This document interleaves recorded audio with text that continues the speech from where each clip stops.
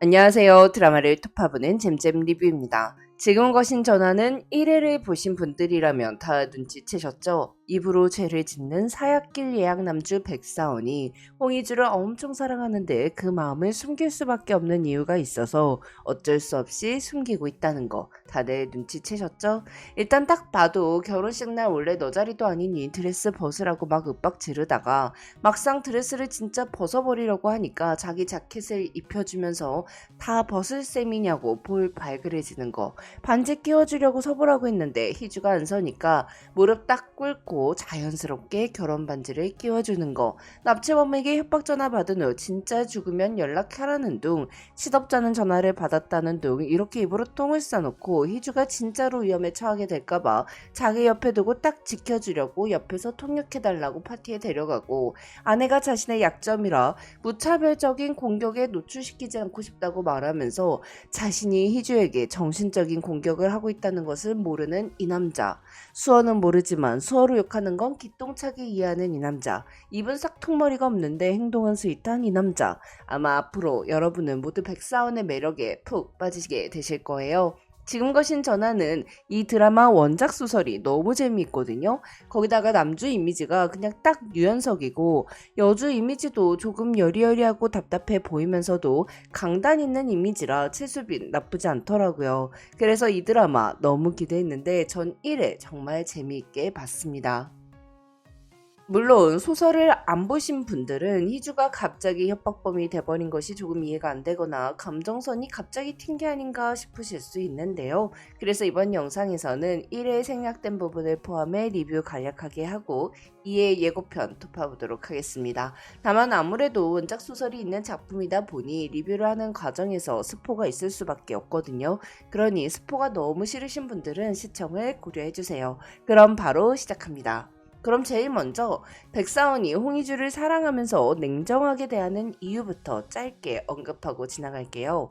클럽 가수 출신인 김연희가 청운일보 회장인 홍일경의 두 번째 처가 되면서 9살인 희주는 청운일보 둘째 딸이 되었습니다. 하지만 얼마 지나지 않아 희주와 의붓언니 돌쟁이 남동생이 탄 차가 덤프트럭에 부딪히는 사고가 났고 이 사건으로 남동생이 죽고 의붓언니 이나가 길에 다쳐 청각을 잃게 됐죠. 다행히 희주는 멀쩡히 살아남았으나 김연희는 홍 회장과 피 한 방울 섞이지 않은 남인 희주가 홀로 멀쩡하면 미움을 받게 될 거라며 희주에게 앞으로 절대 말을 하지 말라고 강요했어요. 이에 희주는 9살 때부터 한묵증이 생긴 건데요. 사실 이 교통사고는 백사원의 조부 백장호의 사주로 이루어진 일이었습니다. 백장호가 왜 홍 회장의 자식을 죽이려 했는지까지 밝히는 건 너무 큰 스포라 궁금하신 분들은 제가 올린 원작 소설 줄거리 영상을 참고해주세요. 사원은 희주에게 한복증을 안겨준 이 사고가 자신의 할아버지 때문이라는 걸 알고 있었습니다. 그렇기에 아주 어렸을 때부터 자신을 구원해주고 숨을 쉴 수 있게 해준 희주를 사랑했음에도 불구하고 차마 그 마음을 전하지 못했죠. 그렇게 백사원이 결혼식 날 드레스를 입은 희주를 보며 너 것도 아닌 주제에 왜 입었냐고 벗으라고 한 건 드레스를 입은 희주가 너무 예뻐서 자신의 마음을 들킬까봐 그런 거라고 볼 수 있어요.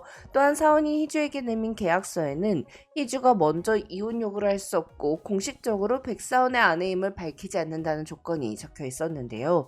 이 계약서 내용만 봐도 희주를 절대 놓아주지 않겠다는 의지와 희주를 아끼고 걱정하고 있다는 마음이 보이잖아요. 사원은 계약 결혼을 통해서라도 희주 옆에 있고 싶었던 거였죠. 하지만 사원의 그런 마음을 모르는 희주는 사원의 모든 행동이 섭섭했습니다. 수어 통역사인 희주는 평소에 백사원 대변인의 브리핑 영상으로 수어 통역을 연습할 정도로 사원을 몰래 좋아했는데요.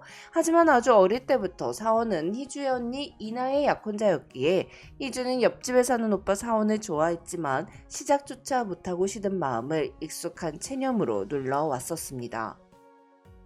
그래서 희주는 그의 목소리, 그의 호흡, 그의 표정 등 쉽게 발견하고 주울 수 있는 그의 조각들을 긁어 모으며 백사원을 향해 조용히 집착해왔어요. 그렇게 백사원을 따라하고 연습하고 파헤치며 반복해서 돕기하며 희주는 백사원의 숨결 하나하나에 나를 맞춰왔죠.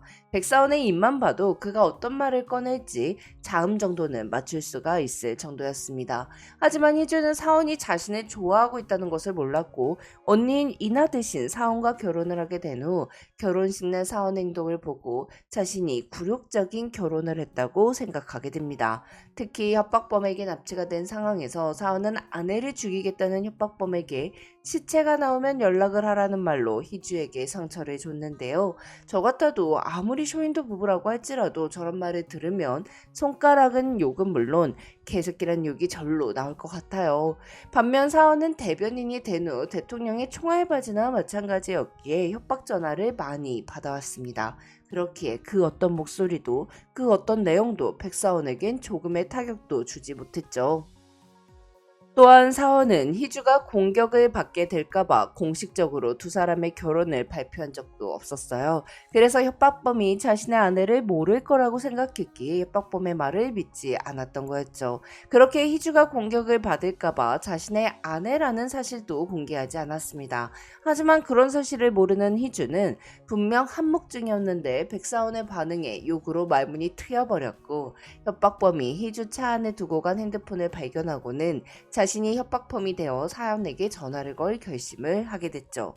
희주의 목표는 계약서에 위반되어 20억을 내지 않을 수 있도록 사원 쪽에서 먼저 이혼을 요구하게끔 하는 것이었는데요. 일단 협박범이 개조한 406 발신번호의 핸드폰은 백사원에게만 발신할 수 있고 목소리 변조가 자동으로 되며 10분 안에만 전화를 끊으면 위치 추적을 할 수 없는 기능이 있었습니다. 거기다가 집에 돌아온 사원이 백도재와 통화를 하면서 협박범의 기능에 대해 다시 한번 설명을 해준 셈이나 마찬가지이니 희주는 더할 나위 없는 조건을 갖게 된 거였죠. 한편 희주는 험악한 영화를 보며 협박범의 말투를 연습한 후 처음으로 백사원에게 협박 전화를 걸었습니다. 희주는 사원이 사람들 앞에서 자신의 약점이라고 말한 것에 대해 분개했는데요. 진짜 약점은 덧나기 쉬운 상처 같은 거라 누가 건들면 움츠러들고 사정없이 흔들리고 필사적으로 방어하게 되는 건데 사원의 모습은 너무나도 차분하고 이성적이었으며 무관심해 보이기까지 했으니까요. 하지만 희주의 협박 전화를 받은 사원은 전날 납치범이 정말로 희주를 납치했고 교통사고가 났으며 희주가 많이 무서워했었다는 것을 알게 되자 주먹으로 벽을 치며 분노했습니다. 피를 흘리는 자신의 주먹 따위는 신경도 안 쓰고 희주를 지키고 협박범을 찾아내는 것에 몰입하는 것, 이것이 약점이 드러난 사원이 한 행동이었죠. 이에 예고에서 사원은 희주의 몸을 살피며 정말로 교통사고가 일어났던 게 맞는지 확인을 하고 희주에게 협박범의 얼굴을 봤냐고 묻습니다. 납치 당시 희주는 앞좌석에 앉아서 계속 운전을 하고 있었고 뒤에 앉아있던 협박범은 모자와 마스크를 쓰고 있었기에 희주가 협박범의 얼굴을 보긴 어려웠을 것 같아요. 차 밖에 도로에 서 있는 모습을 잠깐 보긴 했겠지만요. 한편 사원은 희주가 진짜로 납치를 당했었다는 사실에 협박범에게 분노했고 희주를 위험에 처하게 한 자신에게 분노했습니다. 희주 또한 사원의 달라진 모습을 보고는 백사원 쫄았네 라며 기쁨을 감추지 못하는데요. 협박 전화에서 희주가 우위를 차지한 건 맞지만 그게 희주가 무서웠던 기억을 가지고 그렇게 만든 거라 전 마음이 참 안 좋더라고요. 희주가 무서워하더라가 아니라 자기도 모르게 무서웠어 라고 말하는 거 다 들으셨죠?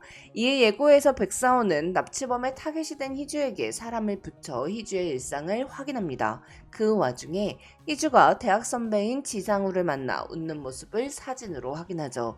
지상우는 원작 소설에는 없는 인물로 정신의학과 전문의로 대학 시절 희주와 수어 동아리에서 만나 수어 봉사를 함께 다니며 희주를 좋아했었다고 해요.